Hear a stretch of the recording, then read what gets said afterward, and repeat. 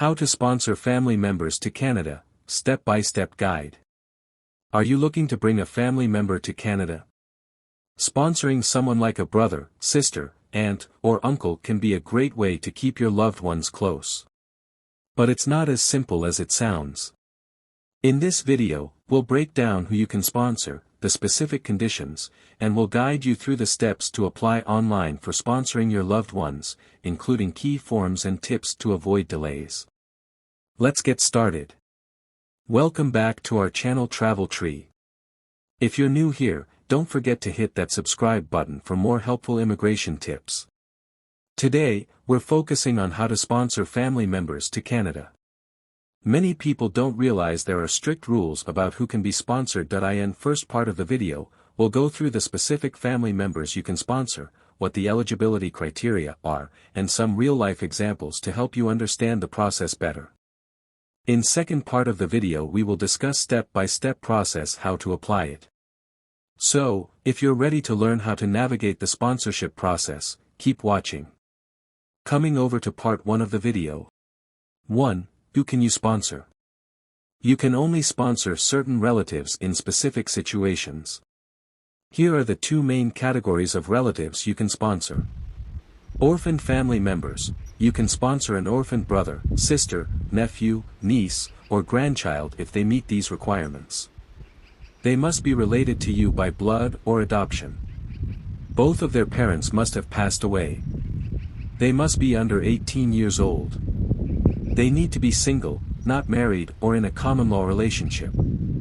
Other relatives. You may sponsor one relative of any age if you don't have any other close relatives you could sponsor, like a spouse, child, or parent. You don't have any relatives in Canada who are Canadian citizens, permanent residents, or registered Indians. If your relative has a spouse or dependent children coming with them, they must be included in the same sponsorship application. 2. Examples of who you can sponsor. Here are a few examples to clarify who you can sponsor. Example 1, sponsoring an aunt. Mariam is a permanent resident in Canada without a spouse or children. Her parents and grandparents have passed away, and she has no relatives in Canada who are citizens or permanent residents. She wants to sponsor her Aunt Sarah, who is married and has a daughter. Mariam can sponsor Sarah because she has no other close relatives to sponsor. Example 2, sponsoring a cousin. Mani, who has lost his parents and grandparents, was raised in the U.S. by his cousin. Now a permanent resident in Canada, Mani wants to sponsor his cousin, who is also single. Mani qualifies to sponsor his cousin because he has no other relatives to sponsor. Example 3, not eligible to sponsor an aunt by marriage. Jasmine, a Canadian citizen, wants to sponsor her aunt by marriage after her uncle's death. However, she can't do this because they are not related by blood. 3. Who you can't sponsor. You cannot sponsor someone who is considered inadmissible to Canada. This means they cannot enter Canada due to issues like security concerns, criminal records, or certain health problems. 4. What does inadmissible mean? Inadmissibility is a term used in Canada's immigration law for people who cannot enter the country. A Canadian immigration officer will determine this when you apply for a visa or when you arrive in Canada. Coming over to the part 2 of the video. In this part we will discuss the process, how to apply. Step-by-step guide to applying online for Canadian sponsorship. How to apply online to sponsor a family member to Canada. Since September 23, 2022, all applications must be submitted online, and we'll explain exactly what you need to do. We'll cover everything from required documents to important forms and what to expect during the process. So, grab a pen and paper, and let's break it down step by step. 1. How to apply online. To start, remember that applying online is mandatory. If you can't apply online and need a different format, like paper, braille, or large print, you can request that. The instruction guide, IMM 5196, will help you fill out the forms correctly. 2. Apply to sponsor. First, you need a document checklist, sponsor, MM5287. This checklist is essential to ensure you include all required forms and documents. Once completed, upload this checklist with your online application. Your visa office might also ask for extra documents, so choose the visa office that serves your area carefully. If you're unsure, you can check the list of countries and their corresponding visa offices. 3. Required forms. Here's what you need to do. Download and complete the following forms. Application to sponsor, sponsorship agreement, and undertaking, IMM 1344. You and the person you're sponsoring must both digitally sign this.